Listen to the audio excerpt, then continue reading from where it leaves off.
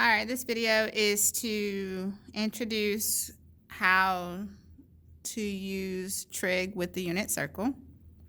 The first thing we want to talk about is how to convert from degrees to radians. So for example, if I'm working on number 1, 60 degrees, and I want to convert it to radians, I would take 60 times pi over 180, and then multiply, and that would be my result. So when I multiply, I put 60 over 1, and I typically like to simplify before I multiply. That's just how I roll. And it's a fraction, so that means we multiply straight across, but I won't multiply until I simplify first. What that means is I see a 0 in both 60 and 180, so I'm going to cut that off. So now I just focus on 6 and 18. I know that 6 goes into itself 1 time. It goes into 18 3 times. So when I multiply straight across, it's 1 times pi, which is pi, over 1 times 3, which is 3. So 60 degrees is pi over 3. Same idea if I was looking for to convert negative 45 to radians. It would be negative 45 over 1 times pi over 180. Again, I like to simplify before I multiply. So I know 45 goes into itself 1 time, into 180 4 times. So when I multiply straight across, it would be 1 times pi, which is pi. Sorry, negative 1. Forgot about the negative sign. So negative 1 times pi is negative pi, and 1 times 4 is 4. So negative 45 degrees is the same thing as negative pi over 4. For the bottom part, part B, we're converting from radians to degrees. So for example, if I take number 5, which is pi over 6 radians, I would multiply that by 180 over pi. So again, I use the reciprocal of what I used in the beginning because I'm going in reverse. I'm going from radians to degrees now. So again, I like to simplify before I multiply. So I notice I have pi on top and on bottom, so they're going to cancel each other out. I know 6 goes into itself 1 time and into 180 30 times. So it ends up being 1 times 30, which is 30 over 1, and that ends up just being 30 degrees. Now let's look at number 7. Number 7 says negative 3 pi over 4. So again, I'm multiplying that with 180 over pi. And now I'm going to multiply, but I want to simplify first.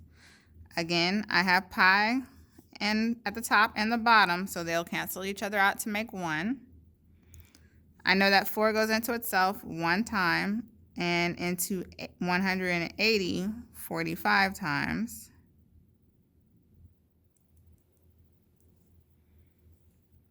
So now negative 3 times 45 is going to give me negative 225 degrees. Give me a moment. Don't quote me. So sorry, you guys. That's negative 135 degrees. So make sure you write down this conversion factor.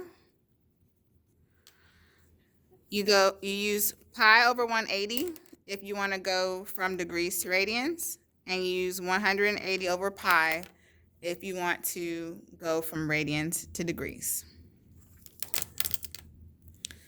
Now we're going to talk about the unit circle.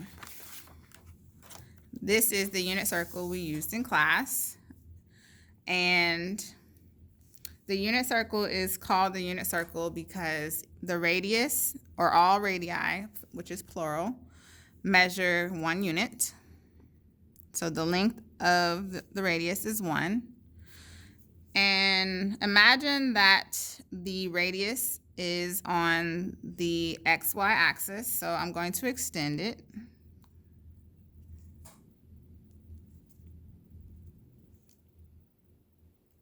And label. So this is my x-axis. This is my y-axis. Okay. With that being said, the coordinate right here on the edge of my unit circle would be 1, 0, because I went a length of 1 horizontally, but I didn't go up or down. I just stayed in place. So that means the coordinate for this point would be 0, 1. The coordinate for this point would be -1, 0. And the coordinate for this point is 0, -1.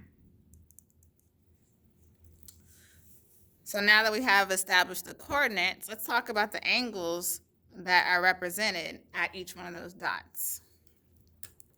So at this dot, if you're above the x-axis, it's considered to be 0 degrees.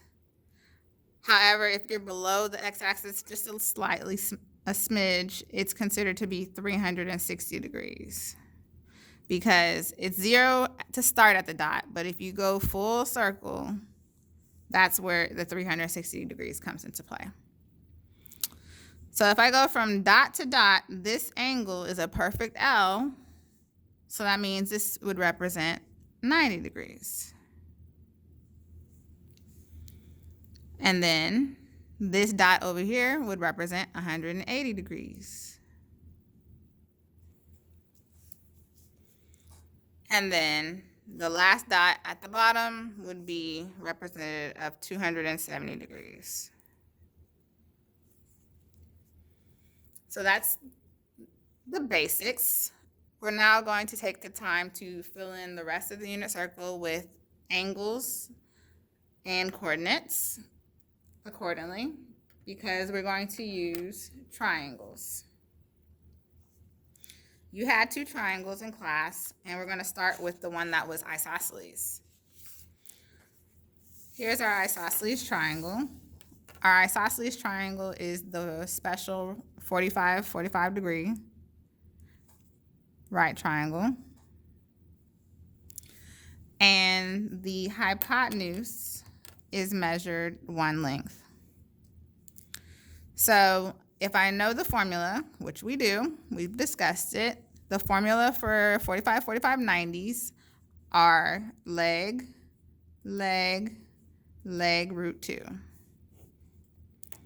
So the hypotenuse being across from 90 measures 1, so that means that leg root 2 is equivalent to 1. So now we have to work backwards to figure out the length of each leg. So I would divide both sides by root 2 to get L by itself. So L is equal to 1 divided by square root of 2. But we talked about it. When we're dealing with radicals, we cannot leave radicals in our denominator. With that being said, we have to rationalize the denominator by taking root 2 times our numerator and the denominator. And when we do that, we're going to end up with root 2 at the top over 2 at the bottom. So each leg measures root 2 over 2. And you were tasked to label your isosceles triangle on both sides with the correct angles, as well as the lengths of the legs and the hypotenuse. So let's go back to our circle and grab our isosceles triangle and lay it on our circle. So there's our isosceles triangle. We want 45 degrees to come from the origin when we lay it on there. You then were tasked to trace the hypotenuse. so that it intersects with the outer rim of the circle. And you're also asked to draw a dot right there. Again, that dot is to represent our 45-degree angle. So now we're going to write the coordinates for that point on the circle. So when I leave my origin, I have to go root 2 over 2 to the right, root 2 over 2 up. So the coordinates for 45 degrees are root 2 over 2, comma, root 2 over 2. Then I ask you to reflect over the y-axis. When you reflect over the y-axis, this is how it would look. And I ask you to trace the hypotenuse again. Draw the dot. Now this angle is no longer 45 degrees because I've gone over 90. So what is 90 plus 45? It's 135 degrees.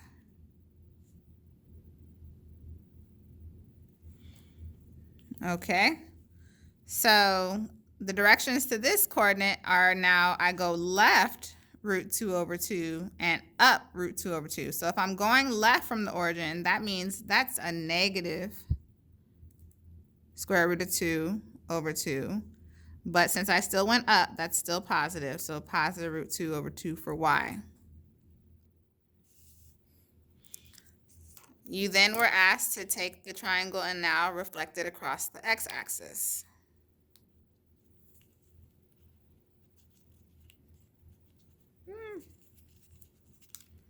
When you reflect it across the x-axis, it lands in quadrant 3.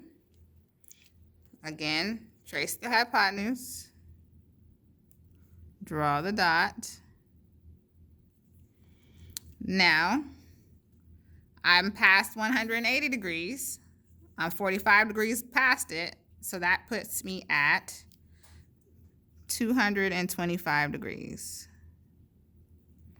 So the coordinates to get to 225 are go left, radical 2 over 2, go down, radical 2 over 2. So that means both of them are negative. So that's negative radical 2 over 2, comma, negative radical 2 over 2. And then one more reflection over the y-axis to land into the fourth quadrant. Trace the hypotenuse, draw your dot. Now I'm past 270 degrees, 45 past it to be exact. So that means I am 315 degrees. Now the directions to 315 is to go right, radical 2 over 2, go down, radical 2 over 2. So that means it's a positive root 2 over 2 for my x, but a negative root 2 over 2 for y. So those are all the angles that are associated with 45 degrees on the unit circle, as well as their coordinates. We're now going to use this information to answer some specific questions.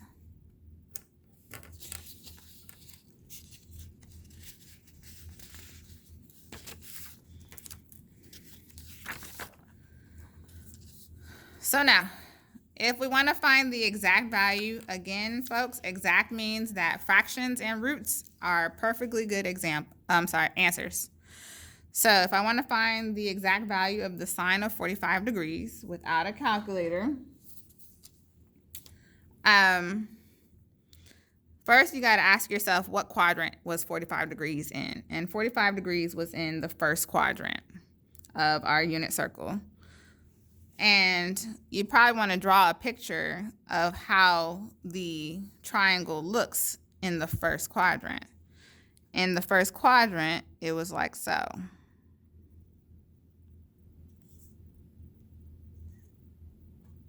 And label accordingly your vertical and your horizontal legs with how they should be if I'm in the first quadrant. So in the first quadrant, both of them should be positive. Now, we know sine by definition is opposite over hypotenuse. So opposite of 45 is root 2 over 2. My hypotenuse is 1. So that means sine of 45 degrees is equal to square root of 2 over 1, which simplifies to simply square root of 2 over 2. Number 2 wants us to find the cosine of 7 pi over 4. Now 7 pi over 4 is in radians, and if you look at our unit circle, everything we did was in degrees. So you would have to convert 7 pi over 4 to radians, and we just practiced that. But for time's sake, I'm going to fast forward and tell you that 7 pi over 4 is equivalent to 315 degrees. So we're looking for the cosine of 315 degrees. And you might want to add that to your unit circle. Next to 315 degrees, you want to add 7 pi over 4. So if you see it again, you won't have to do the conversion. It's just already ready to go. So 315 degrees was in the fourth quadrant. So draw the triangle from the fourth quadrant's perspective. So this is where 45 was. The horizontal distance is positive. The vertical distance or leg is negative. And then our hypotenuse is 1. So cosine, again, is always adjacent over hypotenuse. So when I look at my reference angle, adjacent would be root 2 over 2. My hypotenuse is 1. So the cosine of 315 degrees is square root of 2 over 2 over 1, which we all know that's just going to be square root of 2 over 2.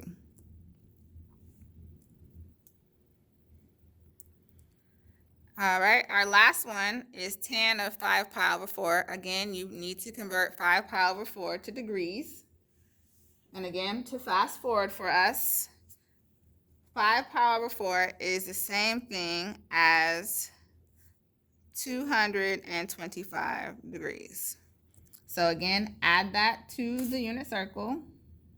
And if you want to understand how and I got that, make sure you ask, and I'll show you later. But 5 pi over 4 is the same thing as 225.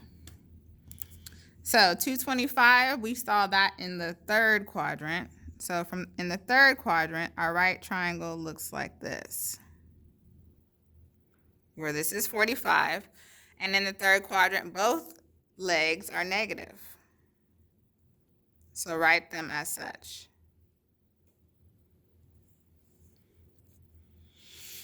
Now, tangent by definition is always opposite over adjacent. So when I look at my reference angle, opposite is root 2 over 2. Adjacent is also negative root 2 over 2. So what that means is tan of 225 is equal to negative square root of 2 over 2 over negative square root of 2 over 2.